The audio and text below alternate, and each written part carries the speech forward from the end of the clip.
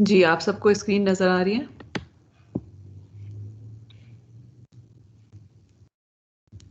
जी ma'am, नजर आ रही है। ओके, चले। So let's start. ओके, आज लेक्चर में these are the contents. We will start with some announcements. और सॉरी, ये वाली जो है प्रोजेक्ट डिटेल्स में लास्ट टाइम बता चुकी हूँ। फिर डेफिनेशंस जो है पीछे जो हमने डेफिनेशंस की थी उनमें से एक डेफिनेशन जो है वो हमारी रह गई थी, फील्ड्स की definition. So we will talk about that and then we will move to vector spaces, और उसमें से फिर linear sub spaces, linear combination and linear independence. So we will see how much we can cover today. तो सबसे पहले announcements में एक तो ये कि मैंने पहले भी ग्रुप पे भी शेयर किया था, और दूसरी चीज़ ये कि व्हाट्सएप ग्रुप पे भी शेयर किया था, और I am repeating it here कि आप लोगों में से जो पीएचडी के स्टूडेंट्स हैं उनको एक तो प्रोजेक्ट भी अलग करना पड़ेगा, and then in addition to that मैं मेरा ख्याल है शायद क्वेश्चंस जो हैं असाइनमेंट वगैरह के वो भी कुछ उनकी एडिशन होगी, या ये कि देयर इज़ अ पॉसिबिलिटी कि उनको पेपर्स वगैरह भी जो है वो प्रेजेंट करने को कहा जाए। इट डिपेंड्स के, लेकिन ये कि पीएचडी के लिए जो है वो थोड़ा ज़्यादा काम इज़ रिकमेंडेड के हमें कहा जाता है कि आप जो है वो पीएचडी को डिफ्रेंशिएट करने के लिए एमएस और पीएचडी स्टूडेंट्स को पीएचडी को थोड़ा सा टफ टाइम देना होता है। इसके अलावा जो है वो नेक्स्ट वीक में आप लोगों का पहला क्विज मैं लूँगी, लेकिन क्विज जो है I don't want to take it during the class time. Simply the reason is के उसकी वजह से क्लास का हाफ एन आवर जो है वो ज़ाया हो जाता है, बिकॉज क्विज अगर 10-15 मिनट का भी हो तो आप लोगों को अपलोड करने में भी टाइम लग जाता है, और क्लास के पहले भी लेना जो है वो मुश्किल है, जॉब वगैरह लोग कर रहे होते हैं। सो द पॉइंट इज़ कि आप अपनी आपस में जो है वो डिस्कशन करके, और उसके बाद just let me no half an hour on any day, ठीक है? It doesn't matter, Friday and any time, क्योंकि मैंने अपलोड ही करना होगा। तो एंड आई कैन मतलब मैं जो है उस टाइम पर आप लोगों को कह सकती हूँ कि आप वीडियोस ऑन कर लें, and then I can kind of invigilate also, और आई मे नॉट, मतलब इट डिपेंड्स के जो है वो किसी वक्त मैं कर लूँगी, किसी क्विज में, किसी में नहीं। बट द पॉइंट इज़ के हाफ एन आवर जो है वो किसी भी दिन जहाँ पे आपकी पूरी क्लास जो है वो फ्री है वो मुझे बता दें, and then I will have that time reserve for quiz. जब भी क्विज हुआ करेगा किसी भी वीक में तो it will be on that particular time, that particular day. तो ये आप मुझे कल तक बता दीजिएगा, ताकि फिर नेक्स्ट वीक में जो है वो हम उसी दिन में क्विज स्केड्यूल कर लें। असाइनमेंट 1 जो है वो मैं आप लोगों की अपलोड कर दूंगी इस वीक में। और इसके अलावा प्रोजेक्ट का जो है you already, this is kind of a reminder कि पेपर्स भी अपलोड हो चुके हैं और इंस्ट्रक्शन सेट भी अपलोड हो चुकी है। Be careful about the dates, जिसमें मैंने आप लोगों को सबमिशंस के लिए कहा हुआ है, क्योंकि मैं एमएस टीम्स पे जो है वो सारी की सारी सबमिशंस की असाइनमेंट्स मैंने क्रिएट कर दी हैं। सो जैसे जैसे डेट आएगी उसके बाद आपकी डेट के बाद जो है you won't be able to upload anything on MS team. तो मेरा ख्याल है पहली सबमिशन जो है that is just for the project that you are selecting, and the group members in case of MS students, वो आपने जो है वो मुझे अपलोड करना है कमिंग वीकेंड पे। और जिस तरह से मैंने पहले भी बताया था कि अगर तो आप उसी प्रोजेक्ट में से प्रोजेक्ट पेपर जो इम्प्लीमेंट करने के लिए या पेपर्स जो इम्प्लीमेंट करने के लिए आप ले रहे हैं, if you are taking from the papers जो कि मैंने अपलोड किए हैं तो then it is well and good. लेकिन अगर आप अपनी मर्जी का करना चाहते हैं तो you need to get it kind of approve from me, क्योंकि मैं देखना चाहूँगी कि उसके अंदर कंटेंट्स जो हैं वो इस तरह के हैं कि रेलिवेंट बनते हैं कि नहीं बनते। आप में से एक दो लोगों ने मुझे भेजे हुए हैं जो अपनी मर्जी से करना चाहते हैं। I will try to have a look at them by tomorrow, और उसके बाद आप लोगों को मैं बता दूंगी कि you can work on that. लेकिन ये कि अगर कोई और भी इस तरह का सोच रहा है तो काइंडली मुझे कल तक जो है वो अपने पेपर्स भेज दीजिए जो आप इम्प्लीमेंट करना चाह रहे हैं, अगर वो सेट में से नहीं है जो मैंने प्रोवाइड किया है, सो दैट बाद में जो है वो आपको मसला ना हो, ये ना कहा जाए कि पता चले कि आपका जो रेलेवेंट नहीं मिल रहा, तो फिर जाहिर है कि आपके फ्यूचर के मार्क्स जो होंगे वो भी डिटेक्ट होते रहेंगे। Okay, so now let's move towards today's lecture. Definitions में अगर आपको याद हो last time हमने कुछ चीज़ों की definition की थी. We talked about rings की हमने बात की थी, and then rings से पहले जो है हमने groups की बात की थी, and उससे पहले जो है we talked about number of definition relevant to the sets. और क्योंकि उनकी टर्मिनोलॉजीज को यूज़ करेंगे ऑन एंड ऑफ, तो इस वजह से जो है वी वांट टू अंडरस्टैंड कि व्हाट डू दे मीन. आज जो हम इन डेफिनेशंस में जो द लास्ट डेफिनेशन हम करेंगे दैट इज डेफिनेशन और द कॉन्सेप्ट ऑफ फील्ड्स, और उसके बाद जो है we will move towards something that we would be working on throughout this course. अच्छा, फील्ड्स के लिए हम किस तरह डिफाइन करते हैं कि आपको अगर याद हो, वी सॉ कि ग्रुप्स के लिए देयर वर सर्टेन कंडीशंस जो कि हम ग्रुप में जो है वी सॉ कि there is one operation which is involved in the case if a set is a group.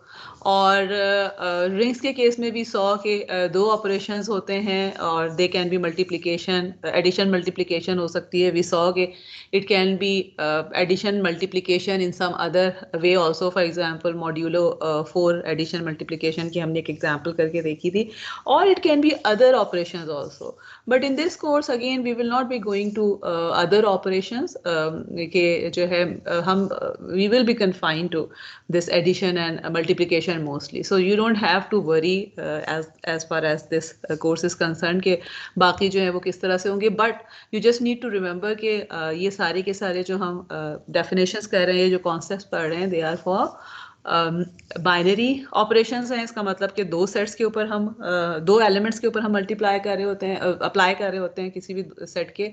और इसमें जो है वो operations can be other than addition and multiplication. They can be any operation जो कि आप दो नंबर्स पे, नॉट नंबर्स पे नेसेसरली, दो एलिमेंट्स के ऊपर अप्लाई कर सके. ठीक है. एंड इट डिपेंड्स कि हम एलिमेंट्स को कैसे रिप्रेजेंट कर रहे हैं in the form of numbers, from where are they coming.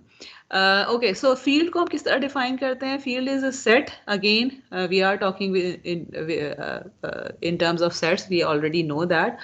So field is a set. Okay.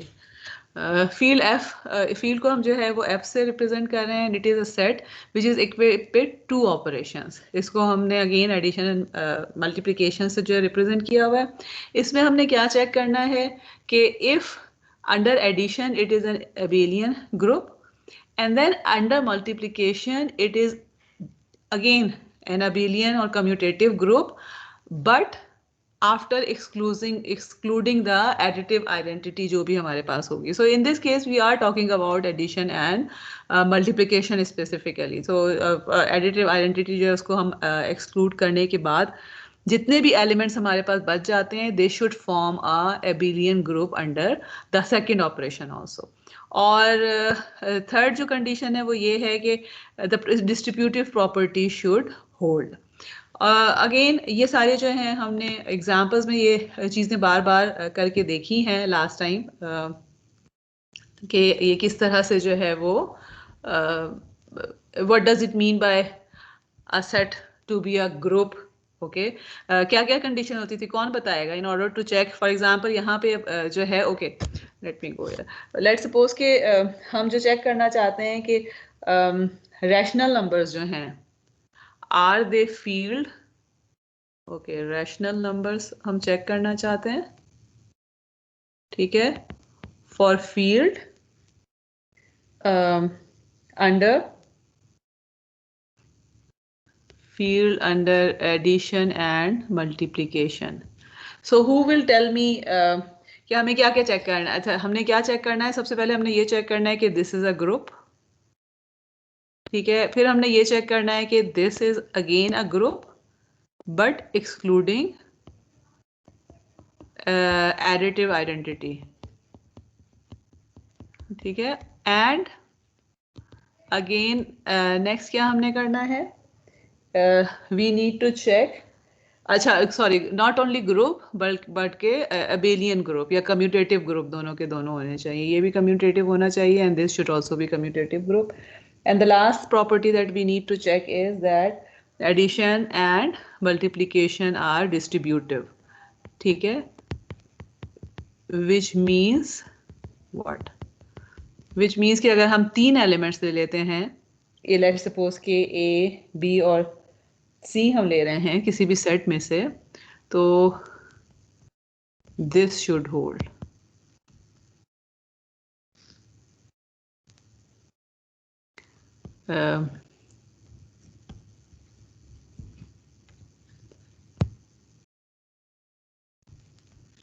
Sorry, a multiplied by b plus a multiplied by c. Okay, अब कौन मुझे बताएगा कि what do we start to check here? सबसे पहले हमने under addition अगर group check करना है, कम्यूटेटिव ग्रुप, तो कौन कौन सी प्रॉपर्टीज चेक करने की जरूरत है? Let's suppose we are talking about rational number. Rational number कौन से नंबर्स होते हैं? Which can be written in the form of a over b where b is not equal to 0. ठीक है, और b and a and b both are integers. ठीक है, so कौन बताएगा? How do we start to check under addition? अगर आपने check करना है तो क्या करने की सबसे पहली चीज क्या चेक करनी है हमने? Closure property. Closure. Okay, so it means, and we know that अगर आपके पास दो रैशनल नंबर्स हैं तो उनको ऐड करके हमेशा आपके पास रैशनल नंबर ही आ रहा होगा. This is something which we actually know कि अगर आपके पास अब देखें इसके इसमें जो है ये जो a बाय b है, दिस इज वन एलिमेंट. ठीक है, I can write it as a, और इसी तरह से अगर मेरे पास दूसरा एलिमेंट जो हो जाएगा this would be c by d.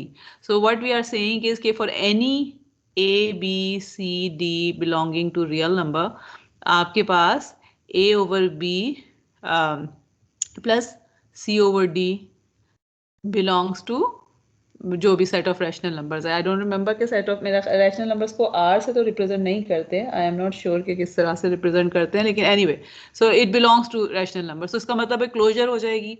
दूसरा हमने क्या चेक करना है? Additive identity. What will be the additive identity?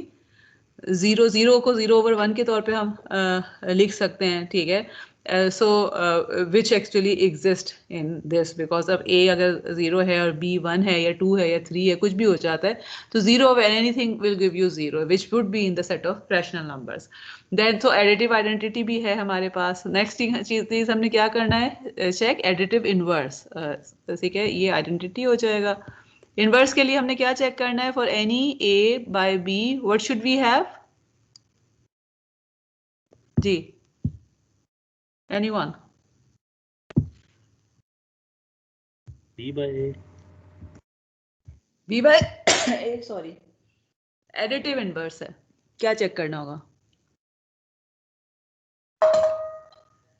जी, एडिटिव इनवर्स के लिए क्या चेक करना होगा? What is the definition of additive inverse? Minus a by b. Minus a by b. क्योंकि आपके पास क्या होना चाहिए कि अगर आप ऐड कर रहे हैं उसको किसी भी नंबर में, तो you should be getting an additive identity. So for any a by b you will always have a minus a by b. ये भी हमें पता है क्योंकि रैशनल नंबर सारे सेट ऑफ रैशनल नंबर्स हैं, तो a बाय b भी हमारे पास होगा, सच दैट जब हम इन दोनों को ऐड करते हैं तो we get 0 which is additive identity. तो इनवर्स भी एग्जिस्ट करता है. और कम्यूट करने के लिए हमने क्या चेक करना है कि आप किसी भी ऑर्डर में इसको ऐड करते हैं, you get the same result. So it means कि this is actually group under addition. इसी तरह से मल्टीप्लिकेशन के लिए भी आप चेक कर सकते हैं, एंड डिस्ट्रीब्यूटिव भी हम इसमें चेक कर सकते हैं. So let me go back here और यहाँ पर हम देख लेते हैं. ठीक है, कि we have actually talked about this thing कि एडिटिव इनवर्स का क्या मतलब है कि minus a by b for every a by b हमारे पास है. मल्टीप्लिकेटिव इनवर्स भी है हमारे पास, बिकॉज मल्टीप्लिकेटिव इनवर्स का क्या मतलब होता है? जो आप में से किसी ने पहले कहा था कि a बाय b के लिए b बाय a होना चाहिए, that is actually multiplicative inverse. क्योंकि जब आप a बाय b को b बाय a से मल्टीप्लाई करते हैं तो आपको मल्टीप्लिकेटिव आइडेंटिटी मिल जाती है which is equal to 1. And then distributive property जो है यहाँ पे मैंने प्रूफ की हुई है, which is actually not something difficult. हम जो है वो अगर आप राइट हैंड साइड जो है, मतलब आपके पास जो है वो right hand side is this thing which is just showing कि दो रैशनल नंबर्स को आपने पहले मल्टीप्लाई करके फिर ऐड किया है, या ऐड करके और फिर मल्टीप्लाई किया। ये this is the left hand side, this is the right hand side, and we can see कि अगर हम लेफ्ट हैंड साइड से चलते हैं and then I am not actually doing anything other than थोड़ा सा मैं मैनिपुलेट कर रही हूँ बिकॉज मुझे पता है कि I actually need a by b multiplied by c by d. तो यहाँ पर मैंने क्या किया हुआ है कि c बाई डी को जो है वो जो भी आपके पास डिनोमिनेटर्स हैं या इसका जो डिनोमिनेटर है उससे मल्टीप्लाई और डिवाइड पहली टर्म को किया है, और जो पहली टर्म का डिनोमिनेटर है उससे multiply and divide second term को किया है। This is just one way of doing this proof कि जब यहाँ से हम चलते हुए सिर्फ और सिर्फ करने की कोशिश में क्या कर रही हूँ, I actually want to make this denominator same so that I can add, and then add करने के बाद जो है मैंने सिर्फ उसका ऑर्डर चेंज करके जो है उसमें से चीज़ों को फिर इधर उधर अरेंज किया है और कॉमन निकाला है, and I am getting this thing. But this is not something difficult to do. आप लोगों के पास ये नोट्स में ज़ाहिर अपलोड कर दूंगी, so you can do it on your own. But what we can see from here is कि अगर आप सेट ऑफ रैशनल नंबर्स देते हैं तो they actually form a field under addition and multiplication. Okay, now let's move to something जिसके ऊपर हम जिसके ऊपर बेसिकली ये कोर्स आपका बेस करता है, which is actually vector space. ठीक है, अच्छा अब जो इम्पोर्टेंट चीज़ है वो ये है कि you know the definition of vector. जब हम किसी भी जब ओके वेक्टर जो है, लेट्स सपोज कि वेक्टर v है। इस कोर्स में बेसिकली हम वेक्टर को मैं आपकी बुक में जो है किसी भी वेक्टर को अगर रिप्रेजेंट किया हुआ है तो it is represented by a small letter, और उसके अंदर उसको बोल्ड में किया हुआ है। लेकिन मैं जो हूँ वो इस कोर्स में क्योंकि बोल्ड करना जो है वो मेरे लिए पॉसिबल नहीं है कि आपको पता चले, तो I would be writing under bar on any vector. Small letter में ही होगा, लेकिन अंडर बार का मतलब है कि I am representing it as a vector. कोई भी जब आपके पास वेक्टर होता है, लेट्स सपोज कि we are talking about finite dimensional vector, तो उसमें एलिमेंट्स होते हैं x1 x2 से लेकर xn तक। ठीक है, so this is an dimensional vector. This is something you don't actually need to understand different terminologies at the moment कि डायमेंशनल का क्या मतलब है और इस तरह की जो चीज़ है, लेकिन you already know what a vector is। ठीक है, और अगर मैं आपको कहूँ कि मुझे वेक्टर डिफाइन करके बताएं तो how would you define a vector? Ma'am जिसका मैग्नीट्यूड और शॉर्ट डायरेक्शन भी हो। जी, कि आपके पास जो है वो it is actually defined as something which has a magnitude and a direction। ठीक है, and that something actually has components, और वो magnitude for example let's suppose के चलें इसको छोड़ते हैं, let's suppose कि मैं आपको कह देती हूँ कि जी x equal to है 1 and 1 and y equal to -1 और 1।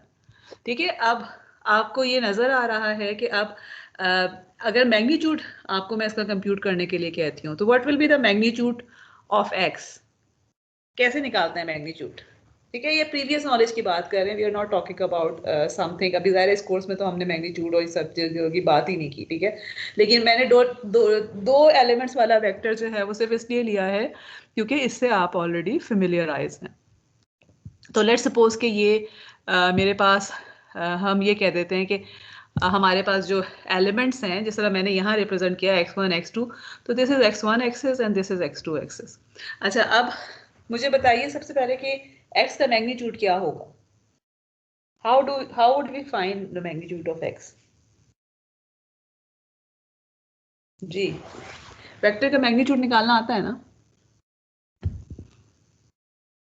कैसे निकालते थे लीनियर अलजेब्रा जब पहले आपने पढ़ा था? ओके, इस तरह से मेरा ख्याल है लिखते थे। How do we find it? जी, किधर चले गए सारे लोग? आजिश,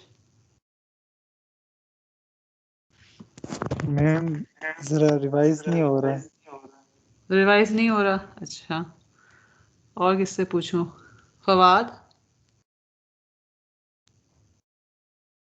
फवाद, अली, फरहान किधर हैं? अली किधर हैं? ये हैं भी या बस लॉग इन करके चले गए? बाकी लोग किधर हैं? आज क्लास कहाँ गायब हुई है? मैम √1 आएगा। √1 जी नहीं मैम आएगा। जी बोले, किधर आए आप लोग? ओके, √1² + 1² आएगा ना, जो सिंपल आपके पास डेफिनेशन है वो क्या होता है? ठीक है, x1² + x2², which is yes ma'am. √2। ठीक है, what will be the magnitude of y? वो भी मैम √2 होगा। वो भी √2 हो जाएगा। ठीक है, but they are different vectors because of the way. अगर मैं इसको प्लॉट करती हूँ तो x जो है वो ये हो जाएगा 1 1 पर, और y जो होगा दैट वुड बी एक्चुअली -1 और 1, तो y इस तरह हो जाएगा। सो वी नो दैट कि हमारे पास जो है हर वेक्टर पे मैग्नीट्यूड और डायरेक्शन है जो कि उसको डिफ्रेंशिएट कर रहा होता है। नाउ इस केस में भी जो है we will be representing the vectors in this form, column की फॉर्म में लेके करेंगे, और वेक्टर्स की जो भी एलिमेंट है it will be actually belonging to some set. ठीक है, रियल नंबर हो सकता है, कॉम्प्लेक्स नंबर हो सकता है, इंटीजर्स हो सकता है। We will talk about, we will define के आपका जो वेक्टर है वो किस डोमेन से बिलोंग करता है, which would be actually defining कि इसके एलिमेंट्स जो हैं वो किस सेट से आ रहे हैं। ठीक है, और वेक्टर जो है वो फाइनाइट डायमेंशनल भी हो सकते हैं, जैसे यहाँ नजर आ रहा है कि n डायमेंशनल है, और इनफाइनाइट डायमेंशनल भी हो सकते हैं। We will talk about this thing कि what does it mean by infinite dimensional vector space vectors. Now vector space क्या होता है? वेक्टर्स तो आप सबको पता है। How do we define vector space? We define vector space और सिग्नल स्पेस। ठीक है, and we are talking about linear vector space और linear signal space. So a linear vector space S over a set of scalar R is a collection of objects known as vector together with an addition operation and a scalar multiplication operation that satisfy the following operation following properties. अब we will see later on, अभी हम जब examples करेंगे, कि ये जो हम बात कर रहे हैं ना, basically it is a set of over a set of scalar is a collection of objects known as vector. जिन वेक्टर्स की हम बात करेंगे, so what we are saying is के वेक्टर स्पेस में अगर मैं डिफाइन करती हूँ इसको S से, then it will contain number of vectors x y z t and so आपके पास जो है वो नंबर ऑफ वेक्टर्स जो है वो इसके अंदर होंगे वेक्टर स्पेस में, एंड वी विल सी के these vector can come from signals. तो इसलिए जो यहाँ पे सिग्नल का वर्ड लिखा हुआ है ना कि and that is actually the beauty of linear algebra, कि आप जो है वो एक दफ़ा सिग्नल्स को as a form of vector जब रिप्रेजेंट कर लेते हैं तो इसका मतलब है कि you can apply all the operations of vectors on those signals. ठीक है, and then we can, for example, how would you define signals? For example, speech की बात कर रहे हैं, ठीक है, I am talking something, तो अब अगर speech में क्या है, speech is actually numbers है ना, जो कि आपको अगर आप उसको plot करते हैं तो wave form मिलती है different time के ऊपर, and जब wave form मिलेगी तो इसका मतलब है कि numbers मिल रहे हैं different times पे। I can always write those numbers in the form of a vector. तो जब मैंने उसको वेक्टर की फॉर्म में लिख लिया तो इसका मतलब है कि मैं उसके ऊपर डिफरेंट ऑपरेशंस परफॉर्म कर सकती हूँ। I can add another vector in that speech vector, उसकी characteristic for example noise vector add कर सकती हूँ, या सम हाउ नॉइज को उसमें से सब्ट्रैक्ट कर सकती हूँ। Similarly if we are talking about images, अगर आपने अपनी तस्वीर की बात की है, दे कैन ऑल्सो भी रिप्रेजेंटेड एज वेक्टर। आप हर पिक्सल की जो वैल्यू है उसको कहीं वेक्टर में डालना शुरू कर दें, और उसके बाद जो है वो आप क्या कर सकते हैं कि उस इमेज को जो है वो फिल्टर लगा के, मे बी अगर ब्लर है तो डी ब्लर कर सकते हैं, या उसमें से जो है वो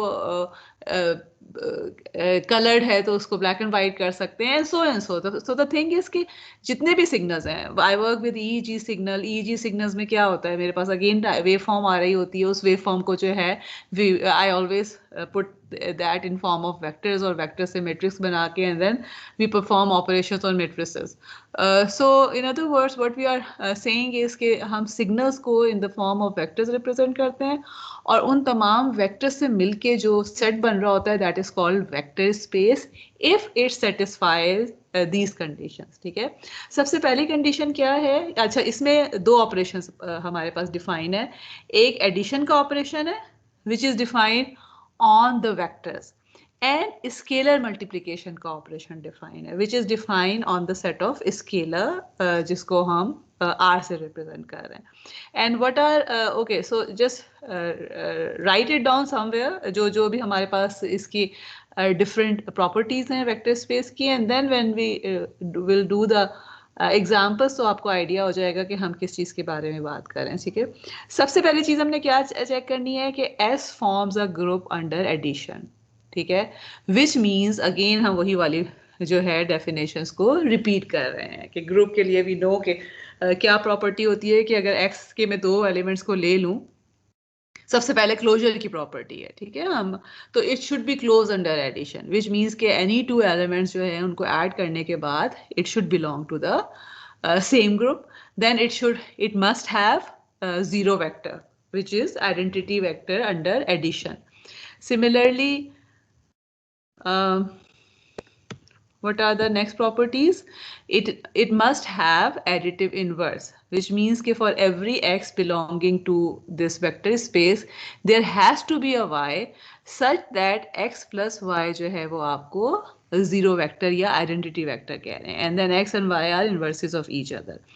एंड लास्ट जो है वो क्या है कि additive operation is associated, which means कि आप किसी भी ऑर्डर में 3 एलिमेंट्स को ऐड कर रहे हो, it doesn't matter, you should be getting the same result. ये तो हमने करना है। अगर वेक्टर स्पेस आप चेक करना चाह रहे हैं तो दीज आर द कंडीशंस जो कि आपको वेक्टर ऑपरेशंस के लिए जस्टिफाई करनी पड़ेगी। अब हम स्केलर के ऊपर आते हैं, तो स्केलर के लिए हमने क्या क्या चेक करना है? If you are multiplying the vector, any vector with a scalar a, ठीक है, then whatever you are getting needs to be in the same set। यानी ऐसा नहीं हो सकता कि आपके पास जो है वो किसी भी आप नंबर से मल्टीप्लाई करें और अगर उस सेट से बाहर चला जाता है तो it will not be a vector space. Similarly अगर आप किसी भी ऑर्डर में मल्टीप्लाई कर रहे हैं, फॉर एग्जांपल आप पहले किसी स्केलर से मल्टीप्लाई करके वेक्टर को और फिर दूसरे स्केलर से मल्टीप्लाई कर रहे हैं, या पहले दोनों स्केलर्स को मल्टीप्लाई करके and then you are multiplying by the vector, answer should be same. Similarly, हमारे पास these are actually kind of obvious operations to understand कि अगर आप 2 स्केलर्स को ऐड करके वेक्टर से मल्टीप्लाई कर रहे हैं या अलग अलग मल्टीप्लाई करके ऐड कर रहे हैं, you should be getting the same result। ठीक है, एंड सिमिलरली अगर आप 2 वेक्टर्स को ऐड करके एक स्केलर से मल्टीप्लाई कर रहे हैं या दोनों वेक्टर्स को सेम स्केलर से मल्टीप्लाई करके ऐड कर रहे हैं, you should be getting the same result. Similarly, you must have the additive identity available with respect to the scalar also and with respect to multiplication. So it means कि आपके पास 1 होना चाहिए, तो क्योंकि मल्टीप्लिकेशन के हिसाब से 1 is the additive, not additive identity, sorry, multiplicative identity जो है वो आपके पास होनी चाहिए स्केलर के लिए। एंड इसके अलावा and then there is a element 0 belonging to R such that, और आपके पास जो है वो ऐसा भी एलिमेंट होना चाहिए कि जिससे आप मल्टीप्लाई करें तो it should take you to the zero vector। Okay, this actually is something which we will talk about in null spaces, लेकिन वो खैर हम बाद में करेंगे। So but we are saying कि स्केलर में 1 भी होना चाहिए जिससे अगर आप किसी वेक्टर को मल्टीप्लाई करते हैं तो it is giving you the same vector, and it में 0 भी होना चाहिए which will take you to the zero vector। And okay, so in short what we can say is कि वेक्टर स्पेस जो है any set that is closed under scalar multiplication and vector addition would be a vector space। लेकिन हम उसके लिए जो check करेंगे when we are हम आगे के एग्जांपल्स देखते हैं, when we are doing the examples we will check for all of these conditions कि under addition जो है वो उसकी तमाम के तमाम ग्रुप की प्रॉपर्टीज होल्ड करनी चाहिए, उसमें जो है वो, और अंडर मल्टीप्लिकेशन जो है हमारे पास ये वाली प्रॉपर्टीज होल्ड करनी चाहिए। So let's do some examples और फिर आपके पास जो है वो मेरा ख्याल है कि आपको ये ज़्यादा क्लियर होगा। ओके, सबसे पहली एग्जांपल जो है दैट इज जी जी बोलें मैम। नल वेक्टर को डायरेक्शन कौन सी दी जाती है? नल वाले वेक्टर को एक्चुअली नल वेक्टर ना वो सारा जाके आप ये कह लें कि डायरेक्शन आर्बिट्रेरी नहीं, नल वेक्टर जो है ना वो सब जीरो पे मैप हो रहा होता है, ठीक है। मतलब नल वेक्टर ऐसा कुछ भी नहीं होता। अगर आप सिर्फ नल वेक्टर की बात करें ना तो that is the zero vector.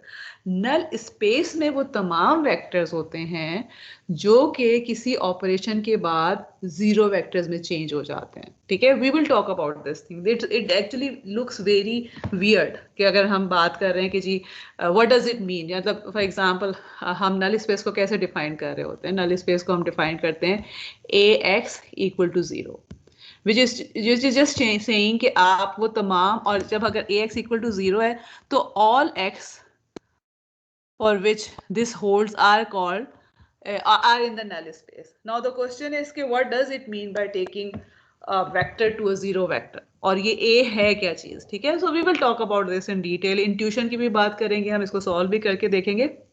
लेकिन अगर आप null vector की बात कर रहे हैं ना तो this is just this zero vector. Zero vector itself is sometimes called null vector. लेकिन null space and null vectors are two different things. तो उस पर हम बाद में बात हैं वापस। अच्छा चलें, लेट्स सपोज कि we have r of n, और हमने ये चेक करना है कि r of n is r of n vector space over field r। अच्छा, सो स्केलर हमने कहाँ से ले रहे हैं? फील्ड का मतलब क्या है कि we are talking about scalar, यानी जो स्केलर हैं they are real numbers and this is the vector space. This is vector space R represent real numbers को कर रहा है and n dimensional vector space है. So it means कि this is the same thing कि अगर मैं इसके किसी वेक्टर को लिखना चाहूँ तो I can write it like this, x1, x2 से लेकर xn तक. Now the question is it a vector space or not? कौन बताएगा? ठीक है। और एक और तरीका जो है ना वो लिखने का जो आसान है, जो कि स्पेस बचाने के लिए होता है, क्योंकि देखें इसमें अगर मैं लिखती हूँ ना तो अगर आप पेपर पे लिखते हैं तो एक वेक्टर लिखने में ये आपका वर्टिकल डायरेक्शन में बहुत जगह जो है वो सेव हो वो यूज़ हो जाती है। तो हम ना इस तरह से भी लिखते हैं x1 x2 से लेकर xn transpose, which is the same thing कि रो वेक्टर का transpose is a column vector, ठीक है। तो इन दोनों में से किसी भी फॉर्म में आए तो यू शुड जस्ट नो कि ये वेक्टर की हम बात कर रहे हैं which is in fact a column vector. अच्छा जी, कौन बताएगा कि मुझे कि शुड इट बी जिसमें से जो है ना एन डायमेंशनल है और ये जो सारे के सारे एक्स आए हैं दे आर रियल नंबर्स, ठीक है। They can be any real numbers. तो आप मुझे बताइए कि would it be a vector space और नॉट? अगर आप एक एक चीज करना शुरू करते हैं, देखें how would you check. Let's suppose कि this is a vector, x is a vector in Rn dimensional space and y is another vector. Sorry, इसके जो हैं वो एलिमेंट्स मैं ले लेती हूँ y1 से लेकर yn तक, ठीक है। So what we are saying is कि s is actually equal to the set of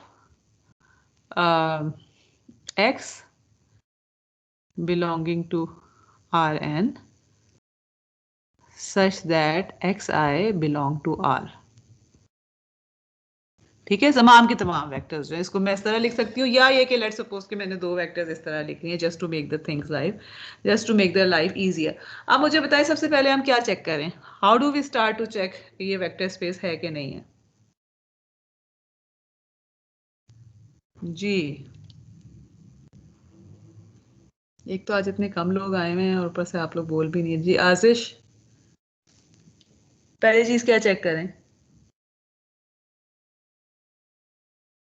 Ali,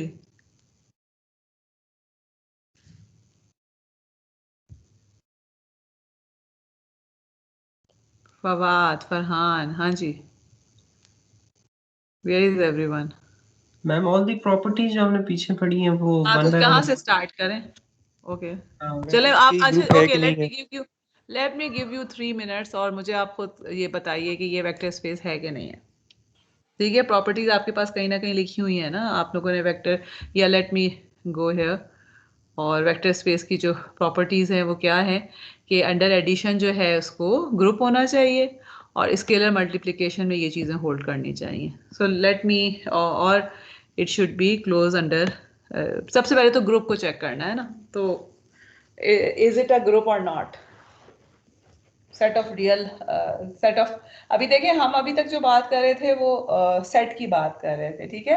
अब हम यानी for example set of real number, set of rational number, set of integers की हम बात कर रहे थे। अब हम क्या कह रहे हैं कि उस सेट से हमने वेक्टर्स बनाए हैं and we are talking about those vectors, ठीक है। और इसको हमने चेक करना है कि सेट ऑफ दीज वेक्टर्स, ठीक है। फॉर एग्जांपल मैं इसको एस को जो है वो इस तरह से लिख सकती हूँ कि S is actually set of all the vectors x y, z and so infinite vectors हो सकते हैं where all of them are x, y, z जो है सब के सब they belongs to r dimensional, इनमें n element है, n dimensional है। तो क्या करेंगे, सबसे पहले क्या करना चाहिए जी?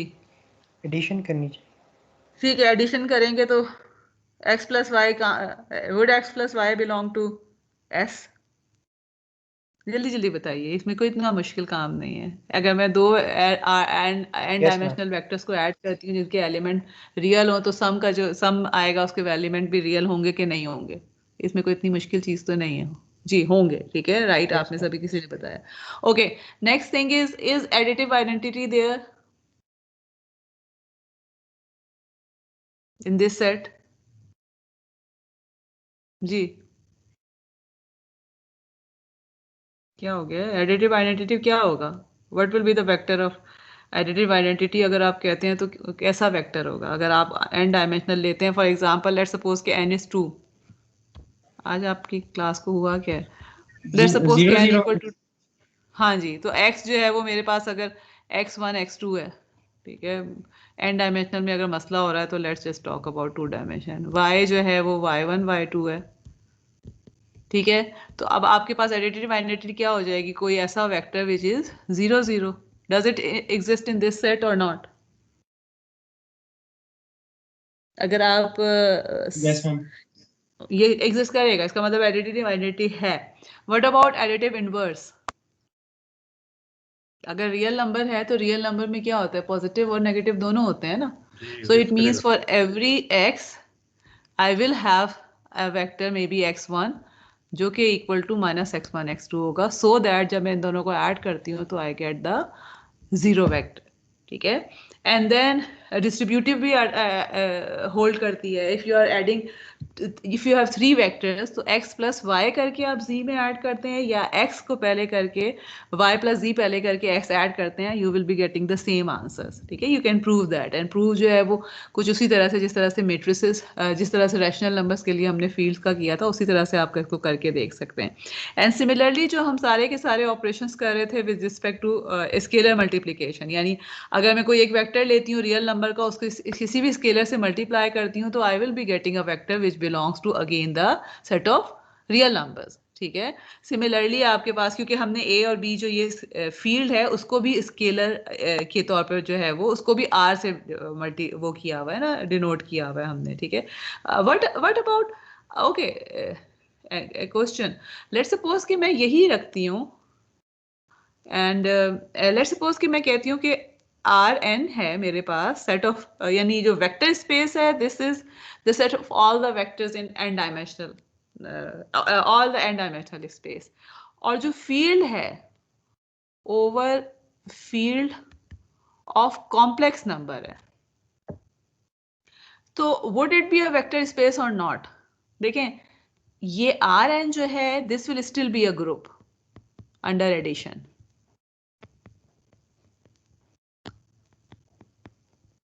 ठीक है। लेकिन अब जब कॉम्प्लेक्स नंबर से मैं किसी वेक्टर को मल्टीप्लाई करती हूँ, किसी भी कॉम्प्लेक्स नंबर से, so would it give me, and let's suppose कि इसके बाद जो मुझे आ रहा है वेक्टर मिल रहा है इसको मैं एक्स प्राइम से रिप्रेजेंट कर देती हूँ, would x prime be a real vector? जी,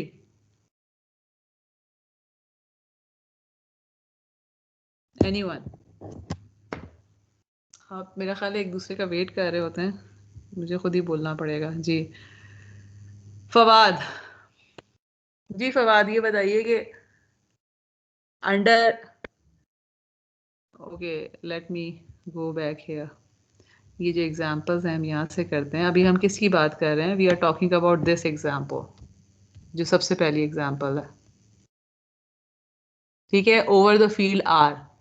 मैं आपसे ये पूछ रही हूँ कि अगर over the field complex number हो जाए, सी हो जाए, तो उस केस में ये वेक्टर स्पेस होगा कि नहीं होगा? आर के लिए तो we have actually establish the fact कि ये वेक्टर स्पेस है। अगर सी हो जाए तो वेक्टर स्पेस होगा कि नहीं होगा, और अगर होगा तो क्यों होगा, और नहीं होगा तो क्यों नहीं होगा?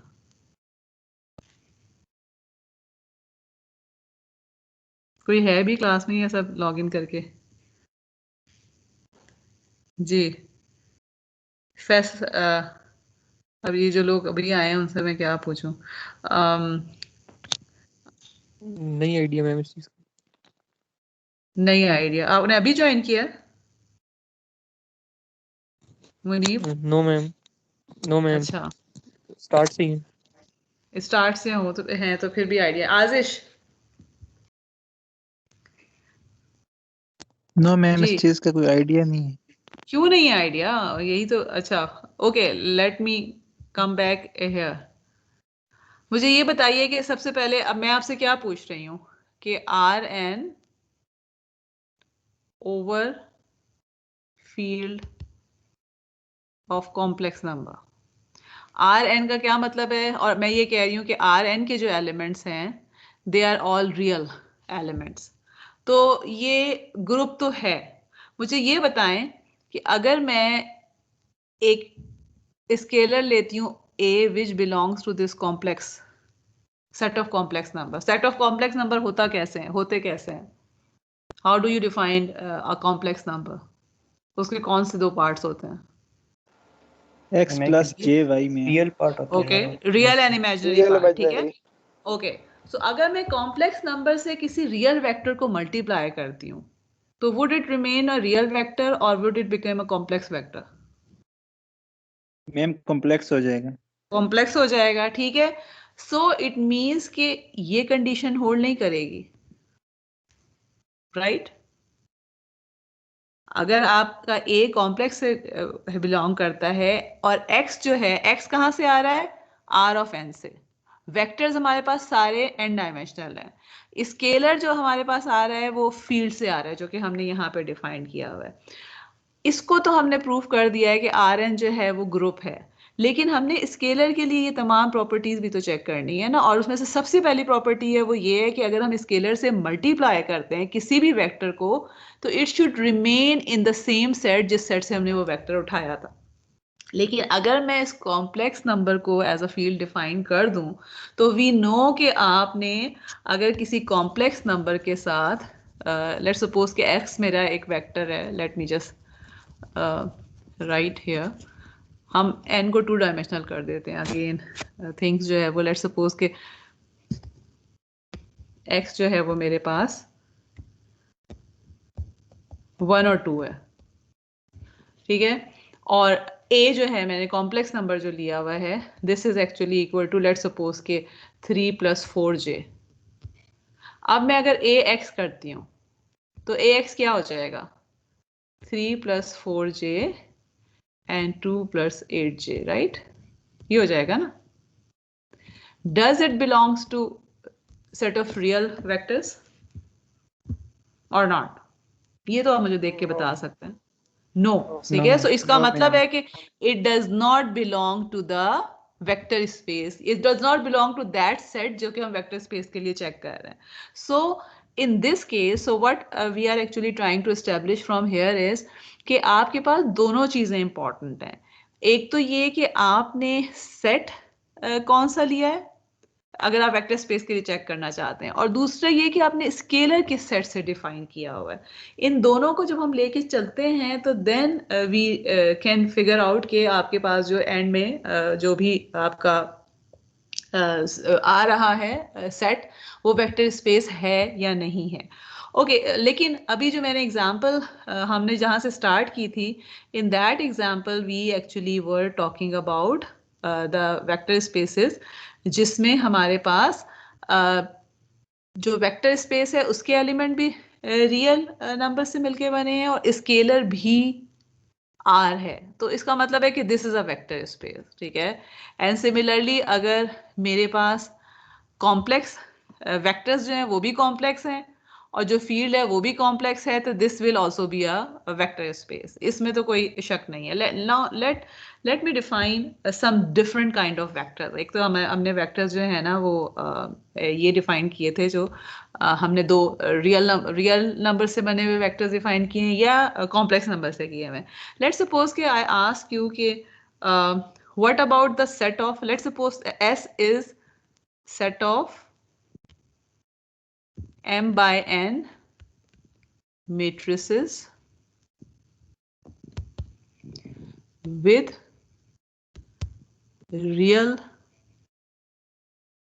elements over field R। ये वेक्टर स्पेस होगा कि नहीं होगा? M by N matrices का क्या मतलब है कि आपके पास S में वो तमाम के तमाम मेट्रिसेस होंगे जिनके नंबर ऑफ कॉलम्स m है और नंबर ऑफ रोज m है and number of columns are n। ठीक है, m and n can be same, different, it doesn't matter, and every entry here is a real number. ठीक है, लेकिन एक ही बात हमने जो याद रखनी है वो ये कि लेट्स सपोज कि मैंने m को भी 2 ले लिया है और n को भी 2 ले लिया है, तो इसका मतलब है कि अब s क्या हो जाएगा? 2 by 2 के तमाम मेट्रिसेस का सेट आ जाएगा। ठीक है, सिमिलरली अगर m को 2 ले लिया है, n को 3 ले लिया है, तो s will be set of 3 by 2 all the matrices of 3 by 2। So what we are saying here is कि आपके पास एक दफ़ा आपने m और n को फिक्स कर दिया है, तो बस उसी m और n के जो तमाम के तमाम जितने भी पॉसिबल मेट्रिसेस हैं वो सारे इस S में मौजूद हैं। अब मुझे ये बताइए कि would it be a vector space or not? ठीक है, let's start with the example. हम ये सपोज कर लेते हैं कि m भी 2 है और n भी 2 है, तो इसका मतलब क्या हो जाएगा? S will be equal to all matrices 2 by 2 matrices ना। ठीक है, where all matrices of this form where A, B, C and D belong to R, and जो field हमने डिफाइन किया है, जो स्केलर डिफाइन किया है, that is also real number। जी अब जल्दी से let's have 3 minutes। 8:25 तक चले, मुझे करके बताइए कि would it be a vector space or not। अपने पास पेपर्स पे कीजिए एंड देन मुझे जो 1 by 1 बताइए कि कौन कौन सी कंडीशंस चेक करेंगे और कैसे चेक होंगी वो conditions and would they hold or not। जी मैं आप लोगों से बल्कि 1 by 1 जो है ना नाम लेके पूछूं। वेक्टर स्पेस होगा। वेक्टर स्पेस होगा, okay, because we can actually see that, क्योंकि ये चीज अगर आपको याद हो हमने पीछे कहीं इसको प्रूव किया था कि this set is a group under addition, right? जब हमने ग्रुप्स की बात की थी तो we talked about this thing कि this the set of all the 2 by 2 matrices जो है that is a group under addition. तो वो तो हमें ऑलरेडी पता है कि this is a group under addition. दूसरी चीज हमने क्या चेक करनी है कि अगर हम किसी भी फील्ड के किसी भी एलिमेंट से इसको मल्टीप्लाई करते हैं, फॉर एग्जांपल कोई भी रियल नंबर मैं ले लेती हूँ, लेट्स सपोज कि अल्फा ले लेती हूँ विच बिलोंग्स टू आर, तो alpha times any matrix will also belongs to R because alpha belongs to real number। so इसका मतलब है कि जो वेक्टर स्पेस जो सेट S है वो that sorry not S R, it will belong to S। so इसका मतलब है कि this is स्केलर मल्टीप्लिकेशन के अंडर में क्लोज्ड है कि आपके पास जो है इस सेट का कोई भी एलिमेंट अगर आप लेते हैं और उसको आप स्केलर से मल्टीप्लाई करते हैं तो you are getting an element which will belong to the same set.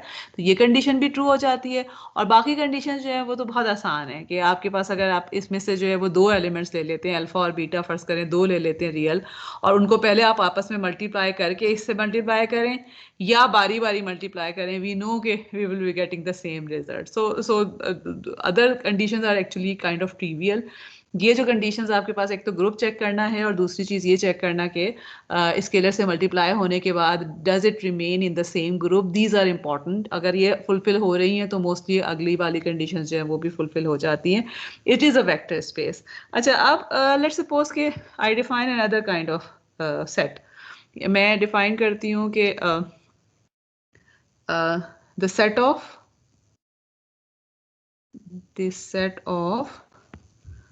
continuous functions,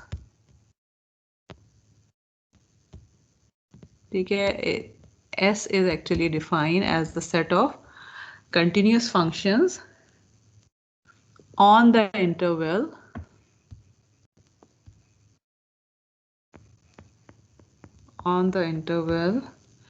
A to B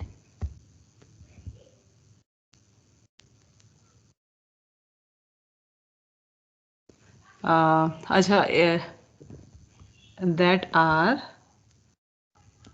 bounded, ठीक है, एक तो ये चीज आप मुझे बताएंगे कि व्हाट डू यू थिंक है, एंड रियल वैल्यूड, ठीक है, ओके, सच दैट, और लेट मी एक्चुअली राइट, बजाय इसके कि मैं पूरा लिखूं, लेट मी गो हियर, इधर यहाँ पे मैंने ये लिखा हुआ है, okay, I want you to take again 4 minutes, नहीं 2 मिनट्स एक्चुअली, 25 पे मैं आपसे पूछूंगी ये जो चीज़ है, इसको देखिए स्टेटमेंट को, और इसमें सिर्फ और सिर्फ क्या हो रहा है कि ए और बी जो मैं है वो मैंने आपके पास जो है एफ ऑफ टी की जो वैल्यू है, जो फंक्शन हम डिफाइन कर रहे हैं, we are defining this function to be between 1 and 2, तो ये आपको नजर आ रहा है कि इसका मैग्नीट्यूड 1 और 2 के दरमियान है। टाइम एक्सेस जो है this is between A and B, where A can be anything, B can be anything, but continuous function है। Is it a vector space और नॉट, और अगर है तो क्यों है, और अगर नहीं है तो क्यों नहीं है, ठीक है, इसको चेक करें, वी 8:25 तक, and then let me no.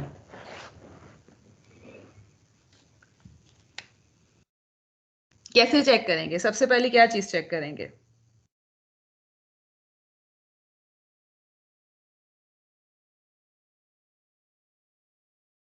जी देखें,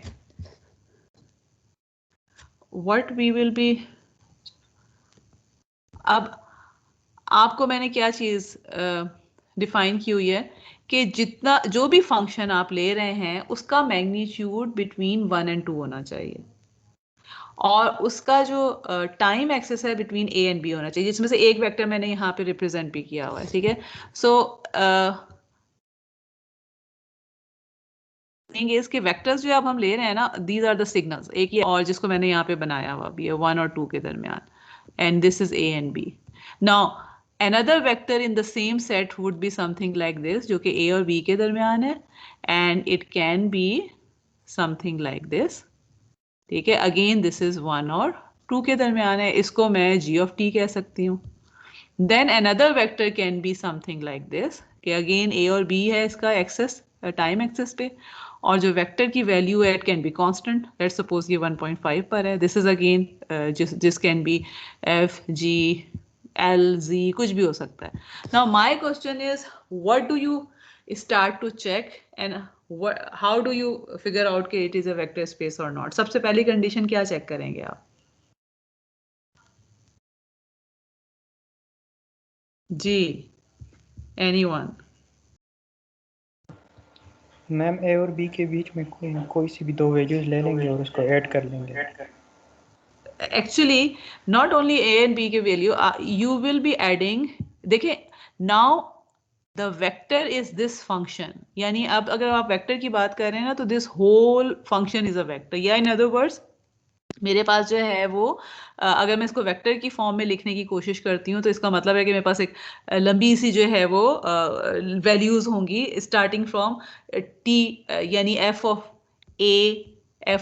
ए से थोड़ा आगे, F of A.1, A.2, A.3, A.4 से लेकर बी तक जा रहा होगा, ठीक है।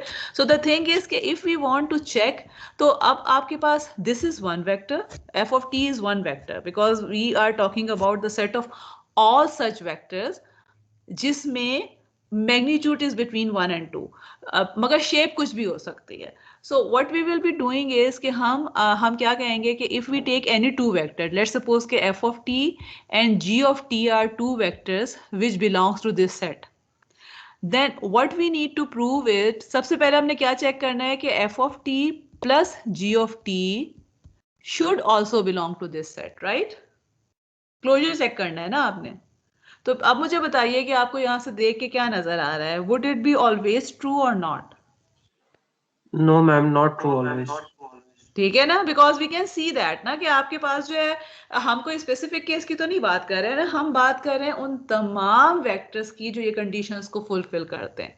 और यहाँ से हमें नजर आ रहा है कि अगर 1 और 2 के दरमियान आप मैग्नीट्यूड है, तो ये जिस जो मैंने प्लॉट किए हैं वहीं से आपको नजर आ रहा है कि अगर फर्ज करें फॉर एग्जांपल अगर मैं ये वाला पॉइंट ले लेती हूँ, तो इस पॉइंट के ऊपर जो है वो दोनों के दोनों जो है इनके मैग्नीट्यूड 2 और 2 पे जा रहे हैं, तो इसका मतलब है ऐड करके तो 4 हो जाएंगे, which is not part of the set जिसकी हम बात कर रहे हैं.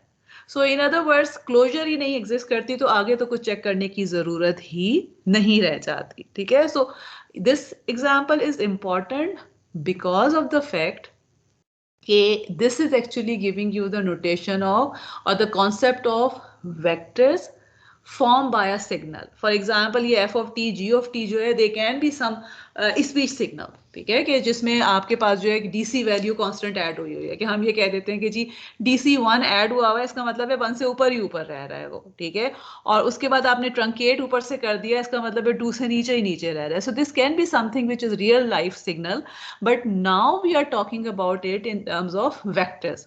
और जो चीज हम वेक्टर स्पेस पे कर सकते हैं वो चीज हम इसके ऊपर अप्लाई करेंगे and then we can actually justify कि ये वेक्टर स्पेस है कि नहीं. और हम देखें वेक्टर स्पेस की बात क्यों कर रहे हैं, we will see later on कि तमाम की तमाम चीजें जो हैं we actually apply them on the vector space, और उसकी बेस पे अल्टीमेटली वी से कि जी अगर वेक्टर स्पेस पे अप्लाई हो रही है तो इसका मतलब है कि सिग्नल स्पेस पे अप्लाई हो रही है, एंड विच मीन्स के सिग्नल्स को हम मैनिपुलेट कर सकते हैं. ओके, एक जो क्वेश्चन मैंने आप लोगों को कहा था कि I would like to ask you here is कि एक यहाँ पे ये जो लिखा हुआ है वर्ड बाउंडेड, ठीक है, कंटिन्यूअस फंक्शंस. अब हम क्या कह रहे हैं, we are defining this set. जो हमने डिफाइन किया था वो हमने क्या कहा था, कंटिन्यूअस फंक्शन का. वो तो मुझे आपको यहाँ से नजर आ रहा है मेरे प्लॉट से जो है. What does it mean bye bounded continuous function? Bounded का क्या मतलब होता है? जिसकी लिमिट्स होगी कोई ना कोई. किस डायरेक्शन में लिमिट होगी, टाइम डायरेक्शन में या time direction? Magnitude time direction? नहीं, बाउंडेड का अगर आप वर्ड यूज कर रहे हैं ना, टाइम को तो मैंने यहां से रिस्ट्रिक्ट कर दिया इंटरवल से. ठीक है, बाउंडेड का मतलब ये होता है कि आपके पास मैग्नीट्यूड इंफिनिटी तक नहीं जा रहा. ठीक है, so actually just this definition जो है it is giving you number of information. Bounded है इसका मतलब है कि मैग्नीट्यूड इनफाइनाइट नहीं हो सकता या माइनस इंफिनिटी नहीं हो सकता, it will be something which is bounded. Okay, continuous है इसका मतलब है कि दिस इज समथिंग जिस which has continuous values. And interval जो है this is actually defining the axes की जो रेंज है. अगर मैं ये इंटरवल नहीं डिफाइन करती तो इसका मतलब है कि वी आर एक्चुअली सेइंग कि this is defined as this is defined for the whole time period, minus infinity से इन्फिनिटी तक डिफाइन हुआ हुआ है. अच्छा, अगर फर्ज करें कि यही सेट है, ठीक है, लेकिन ओके लेट मी